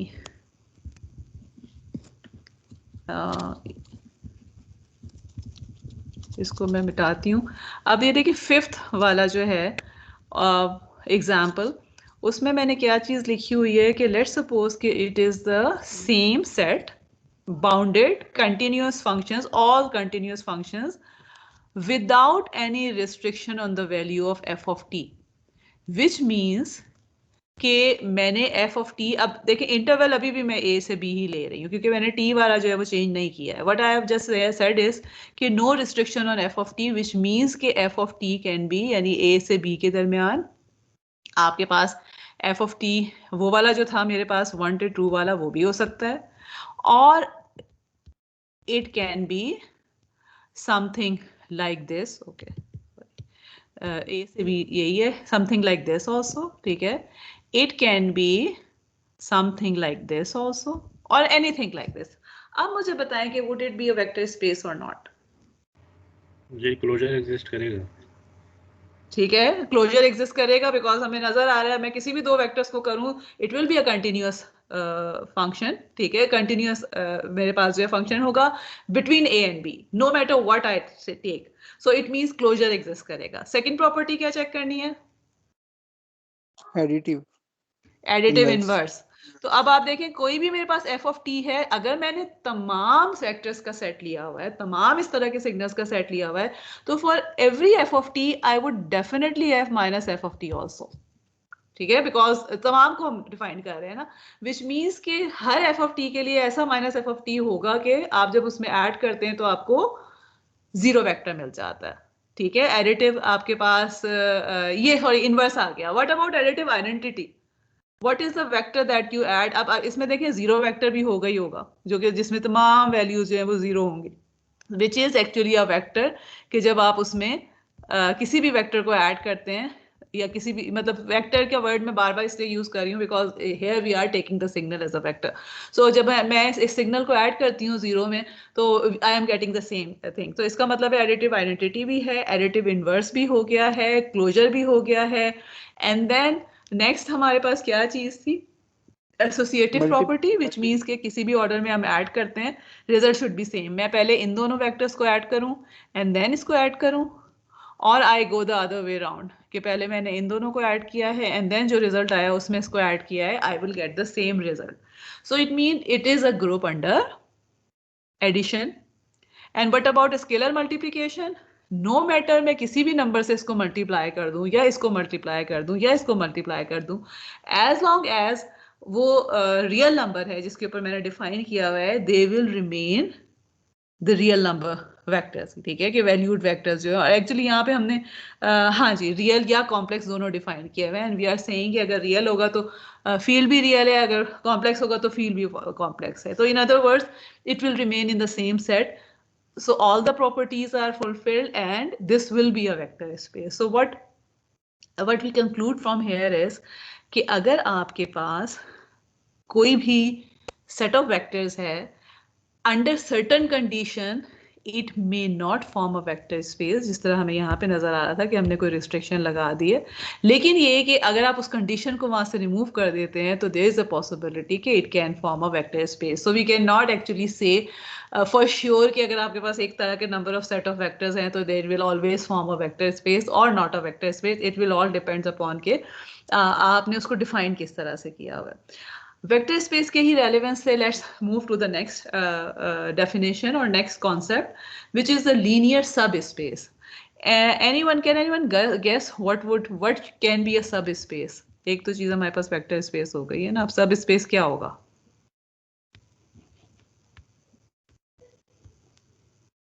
किसी सेट का सबसेट क्या होता है जी?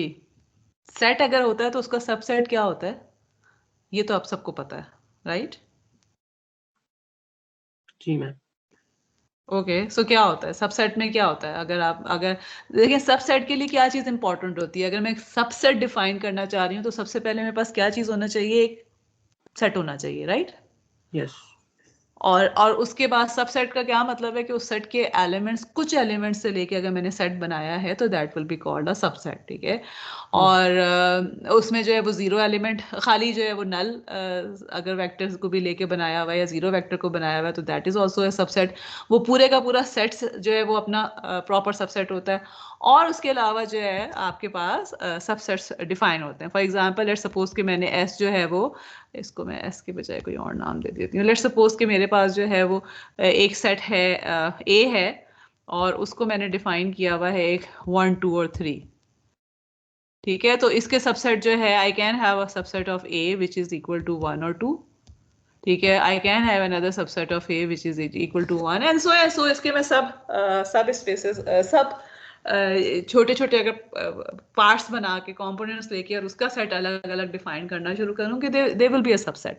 Similar is the concept here also कि अगर आपके पास एक वेक्टर स्पेस है, लीनियर वेक्टर स्पेस है जिसको हमने अभी डिफाइन किया है कि उसकी डिफरेंट कंडीशंस हमने चेक की हैं, तो उसका अगर आप एक सबसेट लेते हैं जो कि नॉन एम्प्टी सबसेट है, then it is called a linear subspace if it is a vector space itself, ठीक है।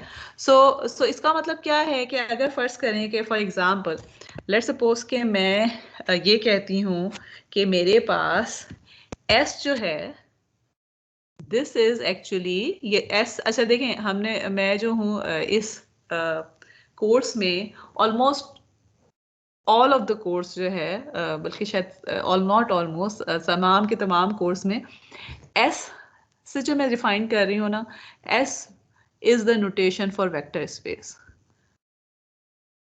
ठीक है, तो अगर मैंने एस से किसी भी सेट को डिफाइन किया हुआ है तो इसका मतलब है कि I am defining a vector space. और टी अगर डिफाइन कर रहे हैं तो दिस इज अ सब स्पेस, विच मीन्स कि this is something which is a subset of the vector space S. अब मैं डिफाइन कर रही हूँ S is R square. What does it mean? S is everything in this vector space. ठीक है, कि आपके पास 2 डायमेंशनल स्पेस जो है ना, इमेजिन करें कि आप मतलब you are talking about any 2 dimensional surface. For example आप लोग किसी रूम में अगर बैठे हैं तो आपके रूम में जो रूफ वो फ्लोर है, तो दैट इज उसको अगर हम ये समझ लें कि वो माइनस इन्फिनिटी से इन्फिनिटी तक एक्सटेंड हो रहा है, तो that is a 2 dimensional vector space. कि आपके पास जो है एक डायमेंशनल को एक्स ले सकते हैं, दूसरे डायमेंशनल को वाई ले सकते हैं, उसके सेंटर को जो है वो सेंटर में आप अगर करते हैं तो उसको आप 0 डिफाइन कर सकते हैं, and then you can have के राइट हैंड साइड पे जो है वो राइट पॉजिटिव एक्स एक्सिस है, लेफ्ट पे नेगेटिव एक्स एक्सिस है, एंड सिमिलरली आपके आगे पीछे जो है या जो सेंटर के आगे पीछे जो है that would be y axis. Now so this is actually, so what I am saying is कि ये जो पूरे का पूरा है this is a vector space, और मैं टी को डिफाइन करती हूँ अच्छा, सो सबसे तो इसका मतलब क्या है कि वेक्टर स्पेस जो है इसमें वो तमाम एलिमेंट्स होंगे जिनको मैं इस तरह की फॉर्म में लिख सकती हूँ, x1 है x2 की, एंड एनी वेक्टर जो कि इस फॉर्म में लिखा जा सकता है, क्योंकि we are talking about entirety कि हम तमाम के तमाम जो है उसको वेक्टर स्पेस डिफाइन कर रहे हैं। And I define T to be, T is the set of all vectors x such that x1 is equal to x2. Okay, now my question is T a subspace?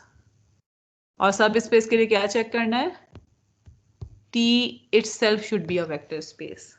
अब आप में से कौन मुझे बताएगा कि अगर मेरे पास जो है, पहली बात तो ये कि मुझे ये बताएं कि ये जो T की डेफिनेशन में मैंने लिखी हुई है और ये जो मैंने बनाया हुआ है पूरा वेक्टर स्पेस जो बनाया हुआ है, T इसमें से किस एरिया को रिप्रेजेंट कर रहा है? T, is T x-axis, is T y-axis, or is T anything else? देखें, this is something important कि what I am asking you is कि 2 डायमेंशनल वेक्टर स्पेस है जो कि पूरा 2 डायमेंशन को कवर कर रहा है, इनफाइनाइट मतलब इनफाइनाइट जो है डायरेक्शन में x और y हैं। अब उसमें से मैंने एक सबसेट ले लिया, तो ये जो सबसेट है ये उसमें से किस रीजन को डिफाइन कर रहा होगा? सिर्फ अभी तो फिलहाल ये बताइए ना, वेक्टर स्पेस में तो हम बाद में जाते हैं। ये जो सबसेट है, अगर मैं आपको कहूँ कि ये मुझे इस जो प्लॉट मैंने बनाया है इस पे प्लॉट करके दिखाएं तो क्या बनेगा? इससे सर्कल बनेगा, लीनियर लाइन होगी, लीनियर लाइन बनेगी, ठीक है, and where so line like this, right, oops, passing through origin. Everyone agrees here?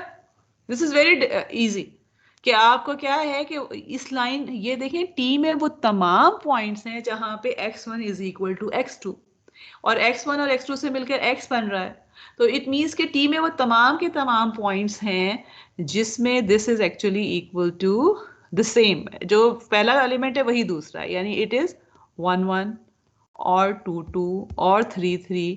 तो जब आप इसको प्लॉट करना शुरू करें तो इस लाइन के ऊपर आएंगे ये, ठीक है, ये 1 1 है तो ये पॉइंट आ जाएगा, 2 2 है तो ये पॉइंट आ जाएगा। इट मीन्स कि जो डायगोनल लाइन है which is passing through the origin, ये इसका सेट जो है वो हमने सबसेट लिया है from the whole 2 dimensional vector space. Now the question is T a linear subspace or not? So how do you start with that? सबसे पहली कंडीशन क्या चेक करेंगे? देखिए अब तो वेक्टर स्पेस की हमने इतनी ज्यादा वो कर ली है ना, एग्जाम्पल्स कर लिए हैं ना, so from where do you start? सबसे पहला क्या करेंगे? क्लोजर से स्टार्ट करेंगे। ओके, सो क्लोजर है कि नहीं है? अगर मैं 2 पॉइंट्स लेती हूँ इस लाइन के, उनको ऐड करती हूँ, तो जो रिजल्टेंट होगा would it be remaining on the same line और नॉट? Yes ma'am.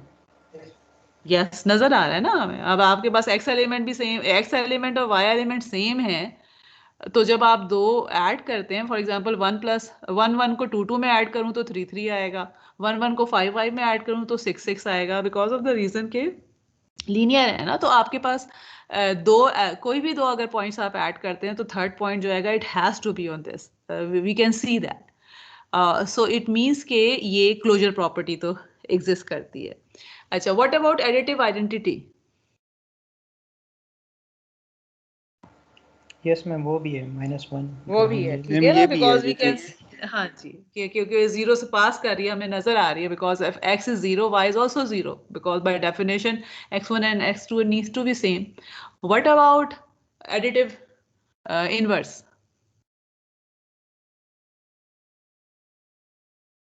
वो भी होगा मैम। वो भी होगा, ठीक है, बिकॉज हमें नजर आ रहा है कि नेगेटिव पॉजिटिव, हमने नेगेटिव पॉजिटिव की तो कोई कंडीशन इसके ऊपर नहीं लगाई हुई ना। What we have just said इसकी जो x1 है वही y1 है, तो अगर x1 जो है, सॉरी x1 जो है वही x2 है, तो इसका मतलब है कि अगर x1 -1 है तो x2 b-2 1 होगा। या इन अदर वर्ड्स, मेरे पास अगर ये पॉइंट, मैं यहाँ का कोई एक पॉइंट लेती हूँ, ये लेट सपोज कि ये पॉइंट लेती हूँ, तो उसके कॉरस्पॉन्डिंग यहाँ पे भी एक पॉइंट है, सो दैट जब मैं इनको ऐड करती हूँ तो आई एम गेटिंग अ 0, 1 के लिए -1 है, 2 के लिए -2 है, and so I have for every point जो कि पॉजिटिव डायरेक्शन में, I have a same point on the negative direction in the same, on the same line, which means के हमारे पास एडिटिव इनवर्स भी है। What about associative property? जी, अब आप देखें इसका क्या मतलब है कि मेरे पास इसमें 3 वेक्टर्स में ले सकती हूँ, ए मैम ये भी बी होगी। बी, ये भी होगी, ठीक है ना, एंड सी, ठीक है। आई एम नॉट जस्ट स्पेसिफाइंग, मतलब मैं इसको नंबर्स नहीं ले रही, बिकॉज खाली अगर नंबर्स लेके आप प्रूफ करते हैं ना तो दैट इज नॉट जेनेरिक। मैं ए बी सी डी ले रही हूँ, which means and then I am defining के A B and C can be any real number, ठीक है। सो अब यहाँ से देखें, पहले मैं इन दोनों को ऐड करके इसमें ऐड करूँ, या पहले मैं इन दोनों को ऐड करके इसमें ऐड करूँ, आई will get the same answer, you can prove that, ठीक है। पहले दोनों को ऐड करूँ तो a प्लस बी आ जाएगा, and then a plus b+c आ जाएगा। दूसरे दोनों को ऐड करूँ तो b+c आएगा, and then a plus b+c आ जाएगा, ठीक है। सो इसका मतलब है कि एडिटिव एसोसिएटिव प्रॉपर्टी भी होल्ड करती है with respect to addition. What about scalar multiplication? अगर मैं किसी भी वेक्टर को किसी स्केलर से मल्टीप्लाई करूं, रियल स्केलर से, तो would the resultant remain on the same line? Yes ma'am, exist correct. Yes ठीक मैम। है ना, क्योंकि वी नो कि एक्स और वाई अगर कुछ भी ले लो, लेट सपोज कि ये वेक्टर मैं ले लेती हूँ, ए ले लेती हूँ, और alpha is some number, any number, तो अल्फा टाइम्स ए जो है, it will be equal to a alpha, and I know कि this will also be in the same set because इसके भी दोनों component जो है वो same है। and similarly जो दूसरी स्केलर की प्रॉपर्टीज हैं, अल्फा प्लस बीटा को ऐड करके आप मल्टीप्लाई कर रहे हैं या मल्टीप्लाई करके ऐड कर रहे हैं, एंड सो जो हमने पीछे देखी थी, all of them will hold. So it means कि अगर आपके पास vector space is the set of the whole xy plane and subspace is defined and this as this, then this is if subset is defined as this, then this is a vector space. अच्छा, let's suppose कि vector space remains the same. मेरे पास S जो है, this is still the same, R square ही है, ठीक है। T को मैंने चेंज कर दिया, let's suppose कि मैं T को डिफाइन करती हूँ, T is the set of all vectors X such that x1 is equal to x2 minus 1, and यहाँ मैं डिफाइन कर देती हूँ कि ये जो x क्या है, x is this element like this. अब आप लोग खुद मुझे करके बताएंगे कि ये वेक्टर स्पेस है या नहीं है तो क्यों है और नहीं है तो क्यों नहीं है, ठीक है। और वी हैव 846 हैं, लेट्स टेक 2 minutes 8:48 पे आप मुझे बताइएगा कि, और देखें वेक्टर स्पेस पे मैंने कोई फर्क नहीं डाला हुआ, vector space is still the same x1 और x2 and this whole thing is the vector space. सिर्फ जो डिफरेंस डाला हुआ है वो सबसेट पे डाला हुआ है, मैंने डिफरेंट सबसेट लिया हुआ है। आई वुड एडवाइस कि इसको भी प्लॉट करके देखें, उससे आपको चीजें फौरन क्लियर हो जाएंगी। How would be this plot?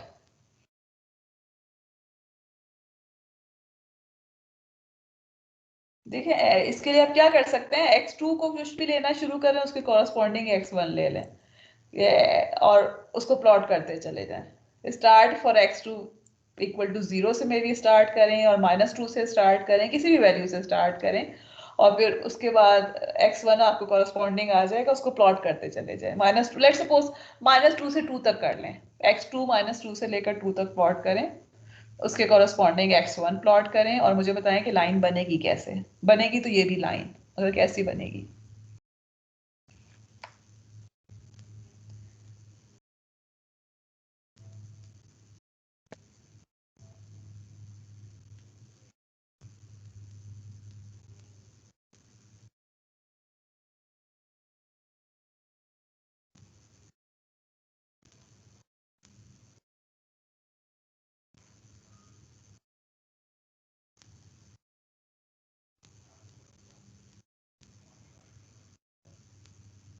जी आप में से किसी का भी हो जाए तो मुझे आप बता सकते हैं। इट्स नॉट नेसेसरी कि मैं पूछूं या 2 मिनट्स गुजरने के बाद ही बताएं।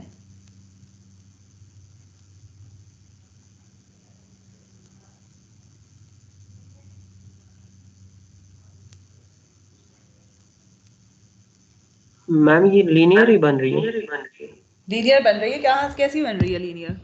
लेकिन कहाँ से ओरिजिन गुजर से रही एक स्टेप ओरिजिन पे नहीं जा है? रही, मतलब origin। ओरिजिन पे नहीं जा रही। x2 ओके पे so something like this, right? Yes. ठीक है, तो अब मुझे बताइए कि वेक्टर स्पेस होगा कि नहीं होगा।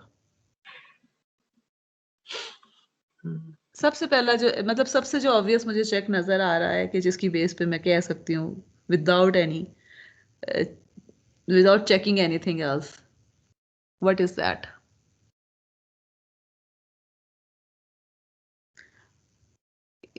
वेक्टर स्पेस के लिए आपको पहली कंडीशन तो क्लोजर की चाहिए। What is the second condition? Additive inverse. Zero नहीं है तो दैट इज आइडेंटिटी। जीरो नहीं है, ठीक है ना, कि आपके पास एडिटिव आइडेंटिटी।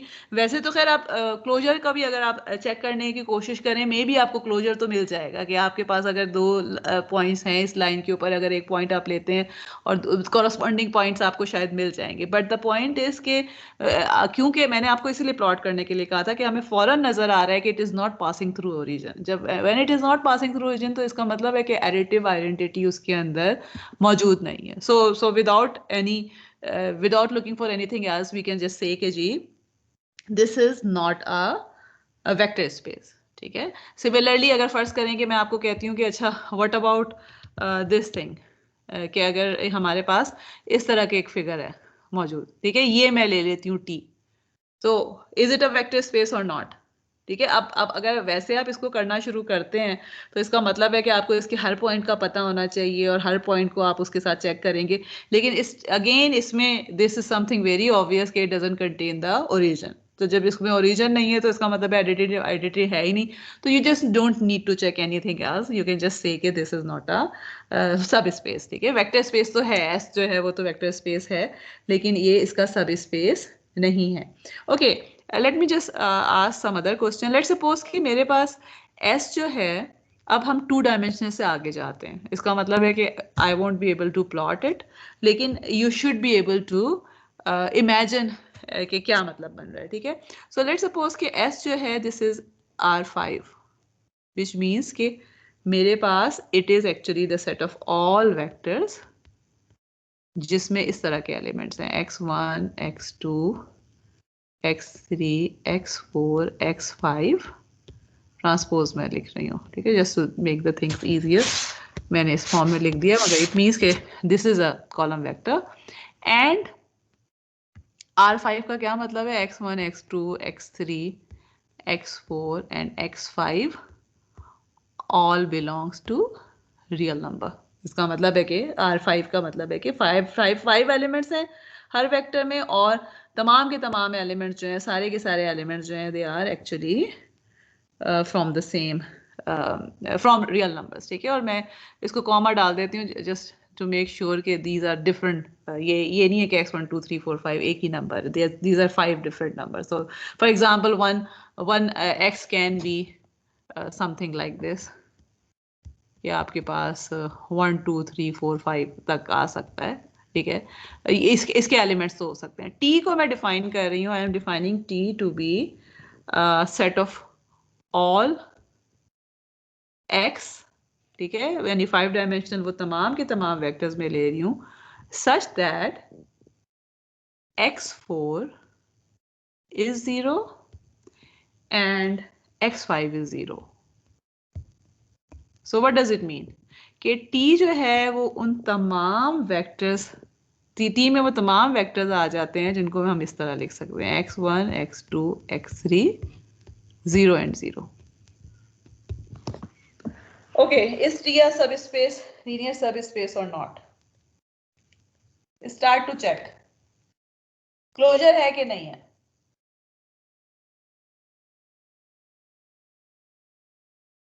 जी, अगर आप T के दो एलिमेंट्स उठाते हैं और उनको ऐड करते हैं तो जो रिजल्ट है वो T में होगा कि नहीं होगा? यस मैम होगा। होगा, क्योंकि टी में होने के लिए क्या कंडीशन है कि आखिरी दो एलिमेंट जीरोस होने चाहिए। तो हमें पता है कि अगर मैं कोई भी दो ऐसे वेक्टर्स लेती हूँ जिसके आखिरी दो एलिमेंट्स जीरो हैं, नो मैटर पहले एलिमेंट्स जो है वो मिलियंस में जा रहे हैं या 1000 में जा रहे हैं, जब हम उसको ऐड करेंगे तो आखिरी दो एलिमेंट्स में तो जीरो ही रहना है ना, तो क्लोजर तो है। What about additive identity?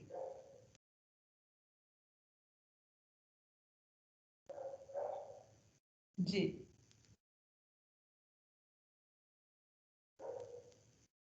Additive identity होगी कि नहीं होगी? देखिए, जी बोले। होगी, ठीक है, बिकॉज ऑफ द रीजन कि हमने तो x4 और x5 को जीरो कर दिया, x1 x2 x3 can be zero और non zero anything, and because they are real numbers, तो रियल नंबर्स में तो जीरोस भी आते हैं, सो इट मींस कि t के अंदर ऑल जीरोस वेक्टर भी होगा, सो एडिटिव आइडेंटिटी भी है। What about additive inverse?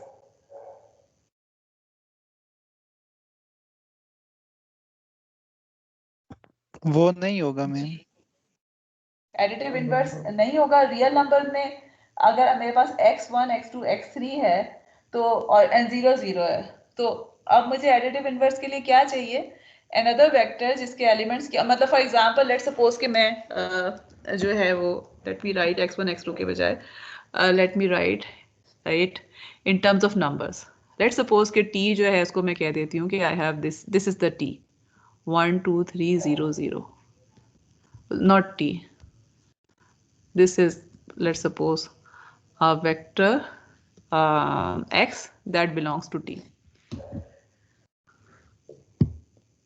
क्या इसके लिए मेरे पास ये वेक्टर होगा t में कि नहीं?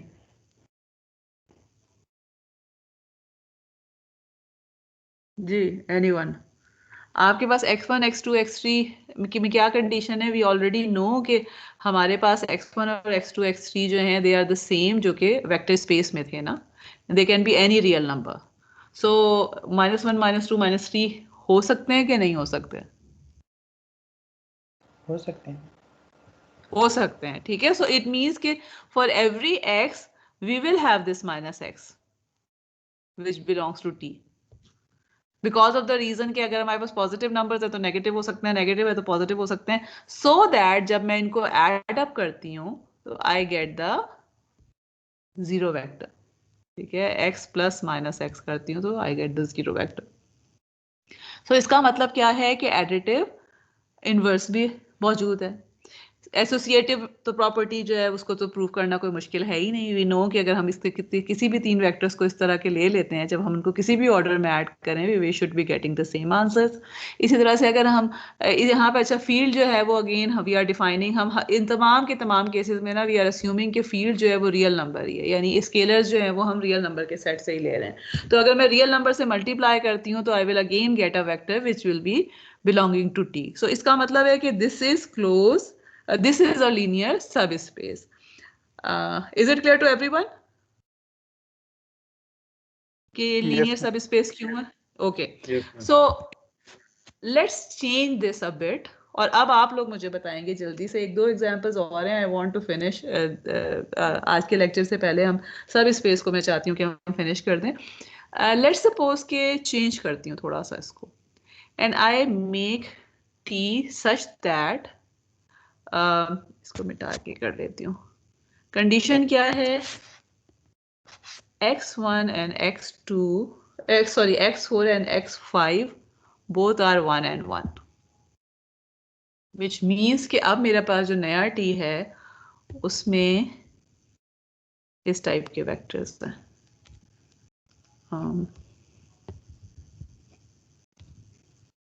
1 and 1. आप मुझे बताइए कि is it a vector space और नॉट? जल्दी से, ये तो 1 सेकंड में पता चलना चाहिए. नॉट वेक्टर स्पेस, सब स्पेस. ठीक है, मैं बार बार वेक्टर स्पेस का वर्ड यूज कर रही हूँ. वेक्टर स्पेस तो ऑलरेडी डिफाइंड है ना. इज इट अ सब स्पेस और नॉट?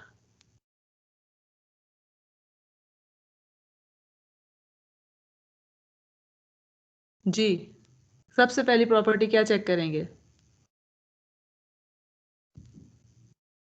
Closure property.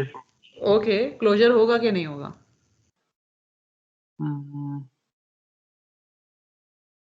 यस, होगा. ओके, सो ओके, चलें. दो वेक्टर देखिए, अगर ना समझ में आ रहा हो ना तो what you can do is you can actually right two vectors जिसमें जो इस कंडीशन को फुलफिल कर रहे हो. ठीक है, let me right these two vectors. Let's suppose कि मेरे पास एक वेक्टर x है, 1 2 3 है और 1 1. देखें आखिरी का तो 1 1 चेंज नहीं मैं कर सकती ना, बिकॉज दिस इज समथिंग जो कि गिवन है मुझे. ठीक है, this is a vector x and this is vector y. आप मुझे बताइए कि जब मैं x प्लस वाई करती हूँ तो जो वेक्टर आएगा would it still be in t और नॉट? क्या आ जाएगा x प्लस वाई? तो वो आएगा 0 0 0 एंड 2 2. 0 होगा और आखिर पे 2 2. नहीं Does it belong to t or not? Sorry. No. हाँ जी. No No, No. ठीक है, why not? 1 1 लास्ट. क्योंकि लाजमी Last 1 1 two होना one. चाहिए ना. ठीक है, तो इसका मतलब है कि closure property does not hold, and the closure property does not hold, तो आगे बढ़ने की जरूरत ही नहीं है. So it can not be a linear सब स्पेस. ठीक है, okay, let's do one more example और फिर कुछ हम एग्जाम्पल्स को कल वहीं से स्टार्ट करेंगे. लेट्स सपोज कि मेरे पास S है. S इज डिफाइन, अभी क्योंकि मैं फंक्शंस वगैरह के एग्जांपल्स हम कर लेंगे, कल करेंगे, because they will take time. Let suppose कि S is define as n dimensional vector space, which means के n एलिमेंट्स हो सकते हैं. n can be 2, n can be 3, n can be 4, n can be anything. ठीक है, and इसमें से subset में डिफाइन कर रही हूँ T, which is the set of all x such that x has no more than 5 non-zero components.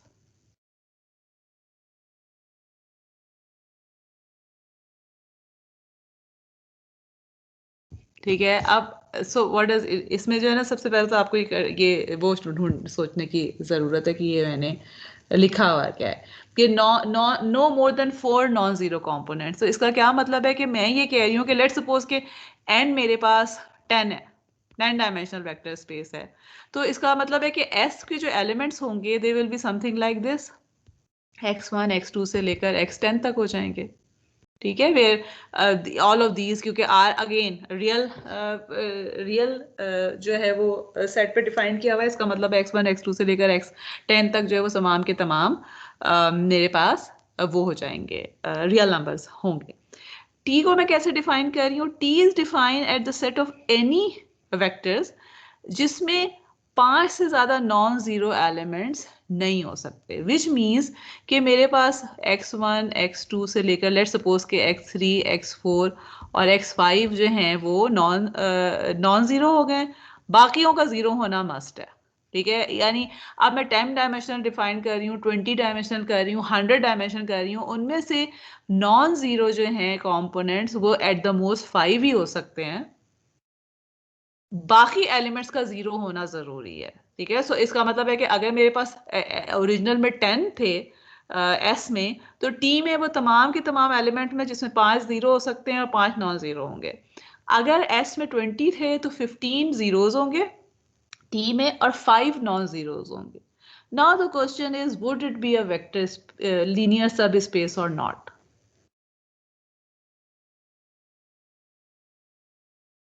सोचें जरा, this is a bit complicated, लेकिन not complicated, a bit tricky. इसके ऊपर हम खत्म करते हैं।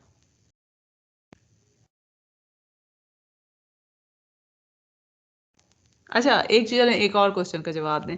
टी में किस किस टाइप के एलिमेंट्स हो सकते हैं? अब तो मैंने ये लिखा है ना, x1 से लेकर x5 तक को मैंने कहा है कि नॉन जीरो है, यानी what I am saying is के x1 x2 x3 x4 and x5 are not zero, ठीक है। तो 5 जो है वो नॉन जीरोज है, बाकी जीरोज है।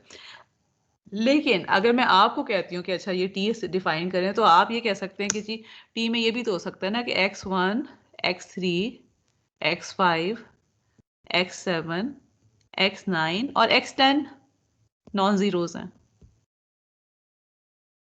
ठीक है। सो एक्चुअली दो वेक्टर्स जो हैं, okay let me right it here, कि आपके पास टी में अगर मैं एस को मैंने 10 डायमेंशनल वेक्टर कह लिया है, ये 10 एलिमेंट्स का वेक्टर कह दिया है, तो this will be in T 5 0 0 0 0 0 10 तक जा रहा है ये, ठीक है। 5 जीरोज है, ठीक है। एंड इसको मैं ए कह देती हूँ, और लेट ए नहीं कहती, इसको मैं एक्स ही कह देती हूँ जो हम कर रहे हैं, ठीक है। एंड अनदर 1 0 2 0 3 0 4 0 5 0, ये भी 10 एलिमेंट्स हैं। इसमें भी देखें कि एट द मोस्ट 5 है, या एक और हो सकता है z can be something like this, at the most 5 है ना, तो दिस इज पॉसिबिलिटी कि खाली यहाँ पे 1 है, बाकी तमाम जीरोज आ जाते हैं, 9 जीरोज। अब मुझे सबसे पहले तो बताइए कि कैन एनीवन टेल मी कि if you start with the closure property, would it hold और नॉट?